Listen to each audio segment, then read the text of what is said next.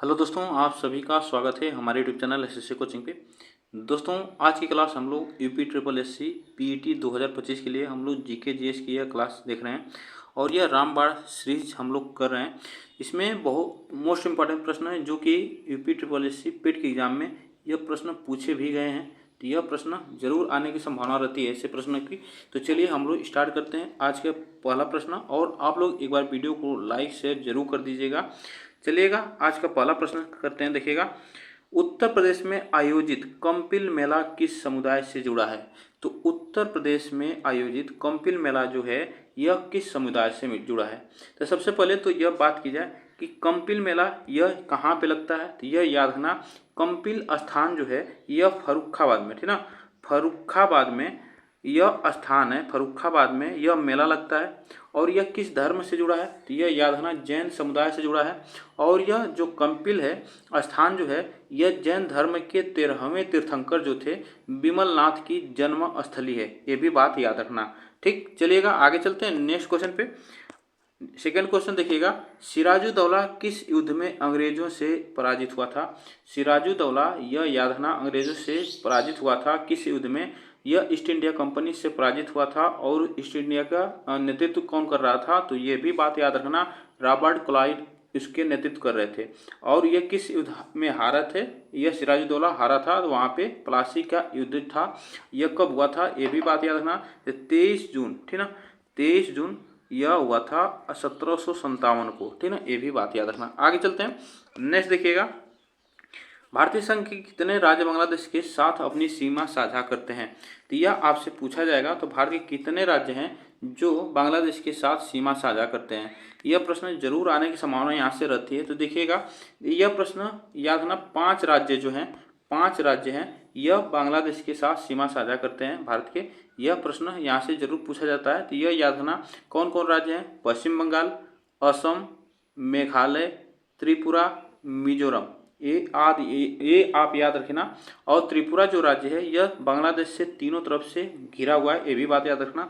और बांग्लादेश की जो सीमा भारत के साथ लगती है तो वह कितने किलोमीटर में लगती है, तो ये भी याद रखना, यह 4096 कुछ किलोमीटर ऐसे लगती है। तो यह याद रखना पूरा 4096 किलोमीटर। प्रश्न इससे पूछा जाता है। आगे चलते हैं नेक्स्ट देखिएगा, निम्नलिखित में से कौन श्रीलंका की सबसे बड़ी नदी है? नदी घाटी है, तो यह श्रीलंका की सबसे बड़ी नदी घाटी है, वह कौन सी है? तो यह आपसे पूछा जाएगा।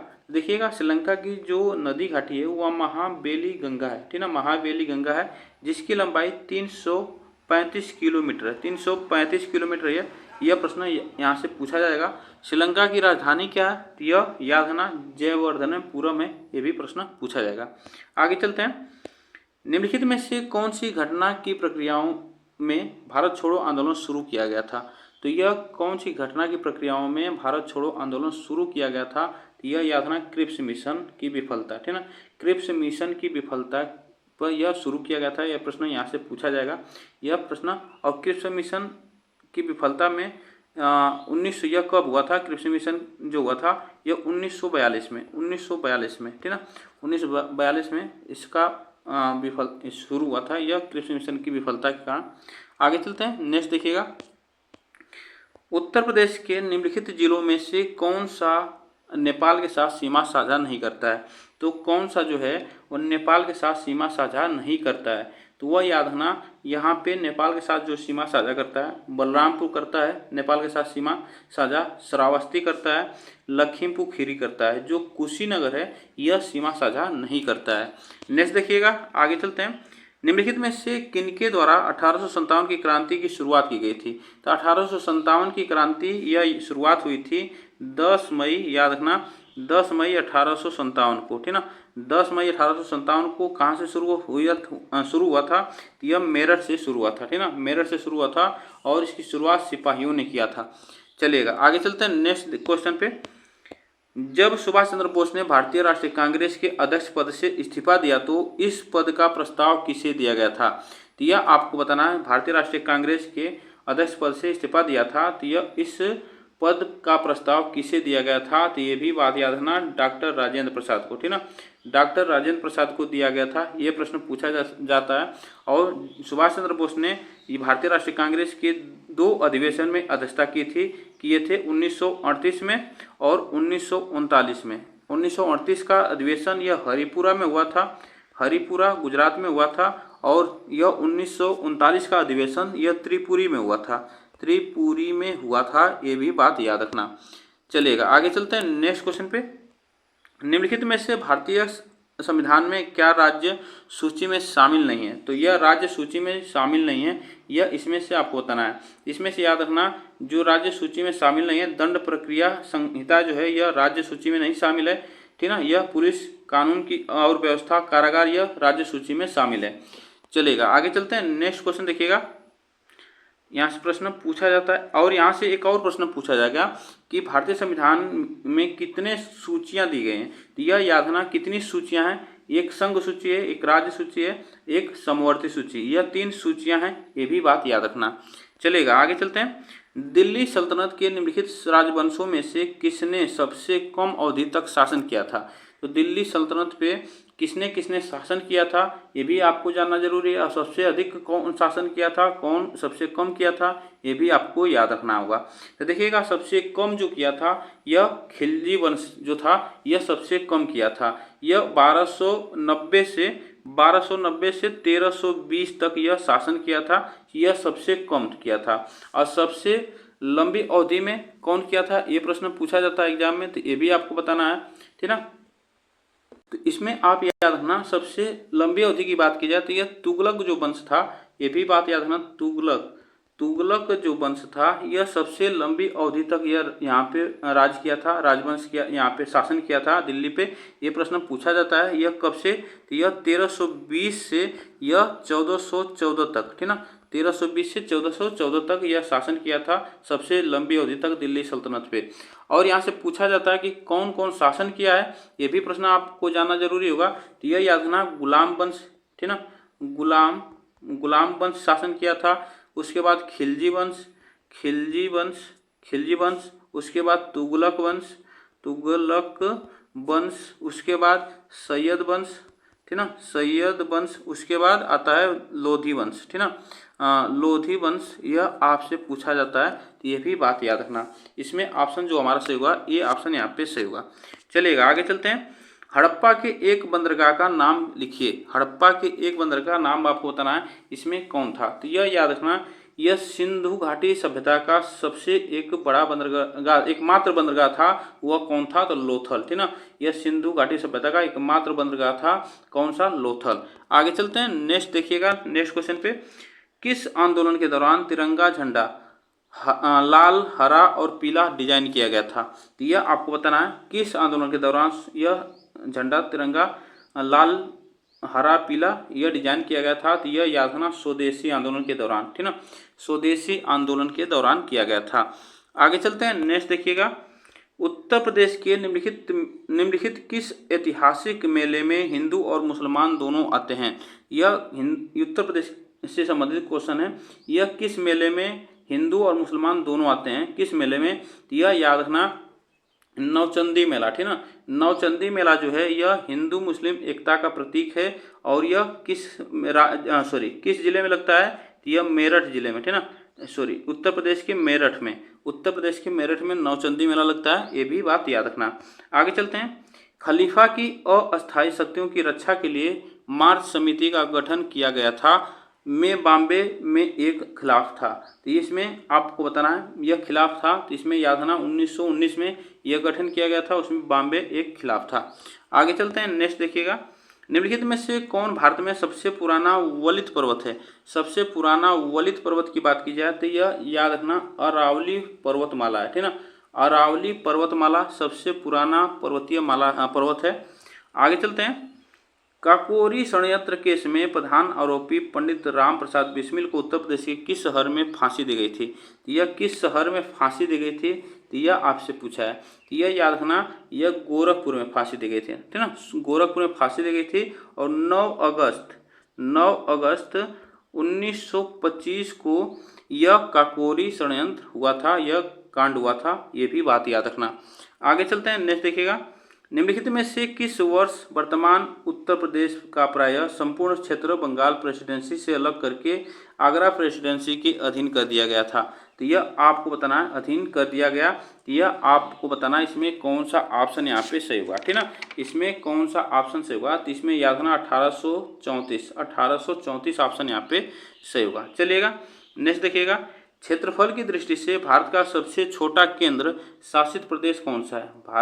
क्षेत्रफल की दृष्टि से भारत का सबसे छोटा केंद्र शासित प्रदेश पूछा है, तो वह याद रखना यह है लक्षद्वीप, ठीक ना। केंद्र शासित प्रदेश जो है कि सबसे छोटा लक्षद्वीप है, और सबसे बड़ा पूछा जाए केंद्र शासित प्रदेश, यह बड़ा की बात की जाए तो यह लद्दाख है। ये भी बात याद रखना, लद्दाख जो है केंद्र शासित प्रदेश में सबसे बड़ा है। और भारत का राज्य पूछा जाए कि राज्य में पूछा जाए कौन सा सबसे छोटा है, तो यह राज्य जो है छोटा राज्य, यह याद रखना छोटा राज्य कौन सा है, तो यह गोवा है क्षेत्रफल की दृष्टि से, यह याद रखना। उसके बाद कौन सा आता है, तो उसके सबसे बड़ा राज्य पूछा जाए, तो सबसे बड़ा राज्य पूछा जाए तो यह बड़ा की बात की जाए तो यह राजस्थान है, ठीक ना, राजस्थान। यह प्रश्न आपसे पूछा जाता है। चलेगा आगे चलते हैं। उत्तर प्रदेश के किस शहर में 11 मंजिला पागल बाबा मंदिर मिलेगा? तो यह किस जिले में आपको बताना है, तो यह कहाँ पे है, तो यह याद रखना वृंदावन में, ठीक ना, वृंदावन में है। और यह जो बाबा 11 मंजिला पागल बाबा मंदिर है, यह किस भगवान को समर्पित है? तो ये भी आपको याद रखना होगा कि यह कृष्ण भगवान को समर्पित है, ठीक ना, कृष्ण भगवान को समर्पित है, कृष्ण भगवान को समर्पित यह प्रश्न पूछा जाता है, तो कृष्ण भगवान को समर्पित है, यह वृंदावन में है। आगे चलते हैं नेक्स्ट देखिएगा, उत्तर प्रदेश के किस शहर को सुहाग नगरी कहा जाता है क्योंकि यह कांच की चूड़ियां बनाने के लिए प्रसिद्ध है? तो यह आप बताइएगा। तो यह देखिए कि कांच की चूड़ियां बनाने के लिए प्रसिद्ध है, यह फिरोजाबाद, यहाँ के कांच की चूड़ियां यहाँ पे बनाई जाती है, उत्तर प्रदेश सुहाग नगरी के लिए जानी जाती है। नेक्स्ट देखिएगा, इनमें से कौन सा खनिज उत्तर प्रदेश के मिर्जापुर जिले में पाया जाता है? कौन सा खनिज उत्तर प्रदेश के मिर्जापुर जिले में पाया जाता है? तो यह याद रखना चूना पत्थर, डोलोमाइट और संगमरमर, यह मिर्जापुर जिले में पाया जाता है।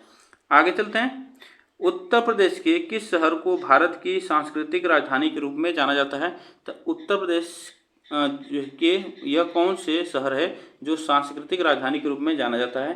तो यह प्रश्न आपसे पूछा जाएगा। तो यह याद रखना वाराणसी, ठीक ना, वाराणसी है, यह सांस्कृतिक राजधानी के रूप में जाना जाता है। आगे चलते हैं, उत्तर प्रदेश में निम्नलिखित में से किस स्थान पर एल्युमिनियम का संयंत्र है? एल्युमिनियम का संयंत्र है, तो यह आप बताइएगा। एल्युमिनियम का संयंत्र जो है रेणुकूट है, यह एल्युमिनियम का संयंत्र है रेणुकूट। आगे चलते हैं देखिएगा, निम्नलिखित में से कौन सा कृषि विश्वविद्यालय उत्तर प्रदेश में नहीं है? तो उत्तर प्रदेश में नहीं है कौन सा कृषि विश्वविद्यालय कि जो कि उत्तर प्रदेश में नहीं है, यह प्रश्न आपसे पूछा जाएगा। तो यह याद रखना जीबी पंत जो है कृषि एवं प्रौद्योगिकी विश्वविद्यालय, यह उत्तर प्रदेश में नहीं है, यह उत्तराखंड में है, ठीक ना, उत्तराखंड में है, यह प्रश्न आपसे पूछा जाएगा। आगे चलते हैं, उत्तर प्रदेश का एक शहर फिरोजाबाद निम्नलिखित में से किस उद्योग के लिए प्रसिद्ध है?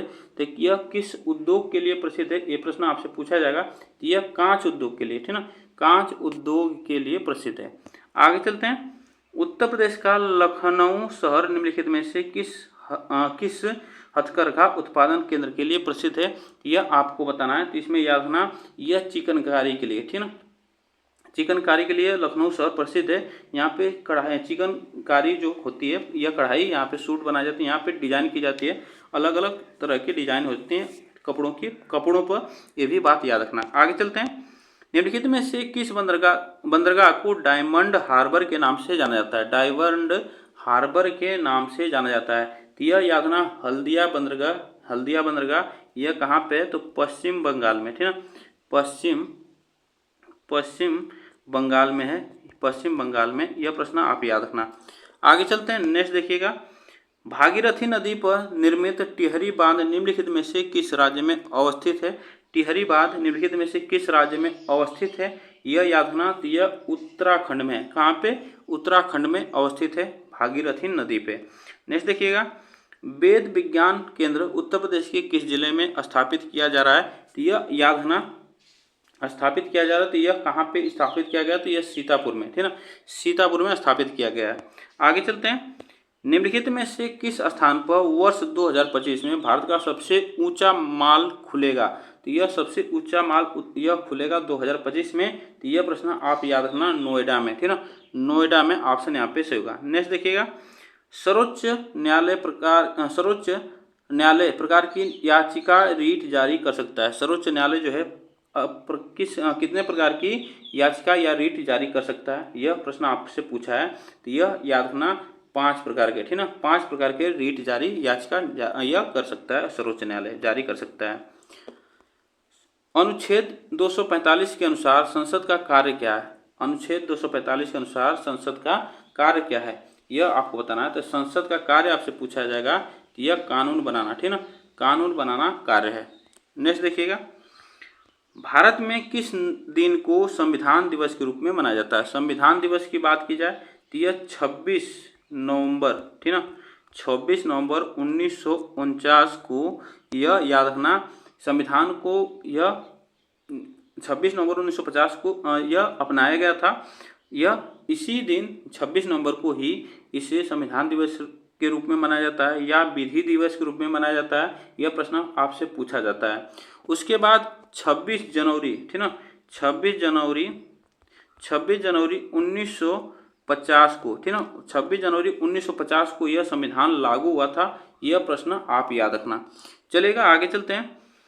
भारत के सर्वोच्च न्यायालय की स्थापना कब हुई थी? भारत के सर्वोच्च न्यायालय की स्थापना कब हुई थी?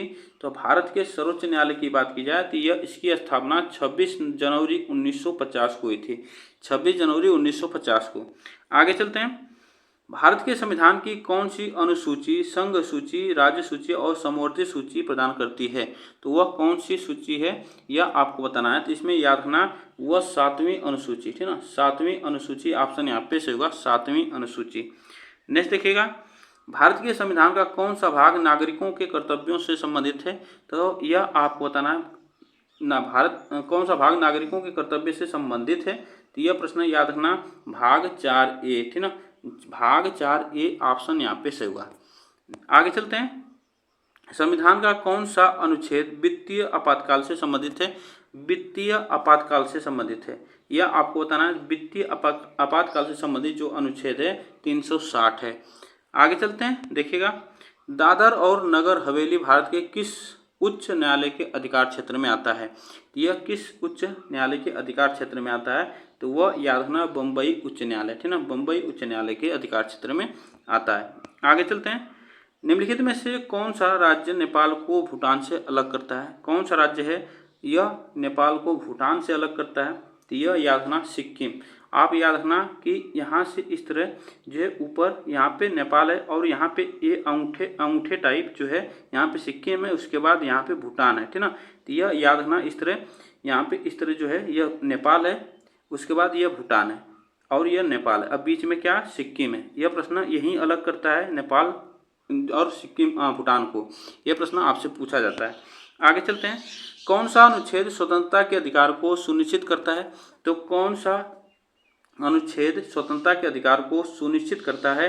यह याद रखना, अनुच्छेद यह है कौन सा, 19, ठीक ना, 19 अनुच्छेद है। आगे चलते हैं, नेक्स्ट देखिएगा, भारतीय संविधान में मूल रूप से कितने भाग थे? भारतीय संविधान में मूल रूप से कितने भाग थे? तो यह याद रखना, 22 भाग थे इसमें, ठीक ना, 22 भाग थे मूल रूप से। नेक्स्ट देखिएगा, भारत के संविधान में 44वें संशोधन के बाद मौलिक अधिकारों की संख्या हुई। तो यह 44वां संविधान संशोधन 1976 में हुआ था और इसमें मौलिक अधिकारों की संख्या कितनी हुई थी, यह आपसे पूछा जाएगा। तो यह याद रखना, 6, ठीक ना, 6 ऑप्शन यहाँ पे सही होगा।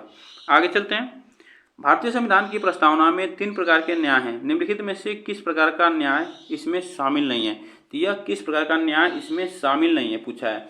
तो यह आप याद रखना, वह सांस्कृतिक न्याय, ठीक ना, सांस्कृतिक न्याय जो इसमें शामिल नहीं है। राजनीतिक न्याय, आर्थिक न्याय और सामाजिक न्याय यह इसमें शामिल है। आगे चलते हैं, उच्च न्यायालय के न्यायाधीशों की पेंशन से दी जाती है। तो उच्च न्यायालय के न्यायाधीशों की पेंशन से दी जाती है, तो किसके पेंशन से, तो यह आपको बताना है। तो यह याद रखना, भारत के समेकित निधि से यह पेंशन दी जाती है। आगे चलते हैं, एक पंचायत अपनी पहली बैठक के लिए नियत तारीख से तक जारी कर सकता है। तो यह आपको बताना, एक पंचायत अपनी पहली बैठक के लिए नियत तारीख से तय से तक जारी कर सकता है। नियत तारीख से तक जारी रहती है, यह प्रश्न पूछा है। जारी रहती है, प्रश्न जारी रहती है। तो यह 5 वर्ष के लिए, ठीक है ना, 5 वर्ष के लिए। आगे चलते हैं। बलवंत राय मेहता समिति का संबंध किससे है? तो बलवंत राय मेहता समिति का संबंध आपसे पूछा है, तो यह स्थानीय स्वशासन से, ठीक है ना, स्थानीय स्वशासन ऑप्शन यहाँ पे से होगा। आगे चलते हैं। भारत के निम्नलिखित में से किस राज्य में पंचायती राज व्यवस्था नहीं है? पंचायती राज व्यवस्था नहीं है, आपको बताना है। तो पंचायती राज व्यवस्था नहीं है, तो इसमें नागालैंड जो है, यहाँ पे पंचायती राज व्यवस्था नहीं है। आगे चलते हैं। पंचायत के सदस्य के रूप में चुनाव के लिए न्यूनतम आयु है, तो यह पंचायत के सदस्य के रूप में चुनाव के लिए न्यूनतम आयु कितनी होती है? तो यह 21 वर्ष, ठीक ना, 21 वर्ष होती है पंचायत के सदस्य के चुनाव के लिए, 21 वर्ष है। आगे चलते हैं। उत्तर प्रदेश में चकबंदी कार्यक्रम कब प्रारंभ हुआ था? चकबंदी कार्यक्रम कब प्रारंभ हुआ था उत्तर प्रदेश में? तो यह आप याद रखना 1954 में, ठीक ना, 1954 में यह शुरू हुआ था। नेक्स्ट देखिएगा। आम आदमी बीमा योजना उत्तर प्रदेश में कब लागू हुई थी? आम आदमी बीमा योजना उत्तर प्रदेश में कब लागू हुई थी? तो यह लागू हुई थी 2008 में, ठीक ना, 2008 में लागू हुई थी। आगे चलते हैं। सरसों का सर्वाधिक उत्पादन जिला कौन सा है? सरसों का सर्वाधिक उत्पादक जिला आपसे पूछा है, तो सरसों का सर्वाधिक उत्पादक जिला जो है यह आगरा है, ठीक ना, आगरा ऑप्शन यहाँ पे से होगा। आगे चलते हैं। उत्तर प्रदेश में किसान बही योजना कब से लागू हुई? तो उत्तर प्रदेश में किसान बही योजना कब से लागू हुई थी? तो यह लागू हुई थी 1992 से, 1992 से, यह आप याद रखना 1992 से लागू हुई थी। और आज के लिए बस हम लोग इतने प्रश्न करेंगे। आप लोग बताइएगा ये प्रश्न कैसे लगे। वीडियो को लाइक शेयर जरूर कर दीजिएगा। तब तक के लिए थैंक यू सो मच आप सभी को।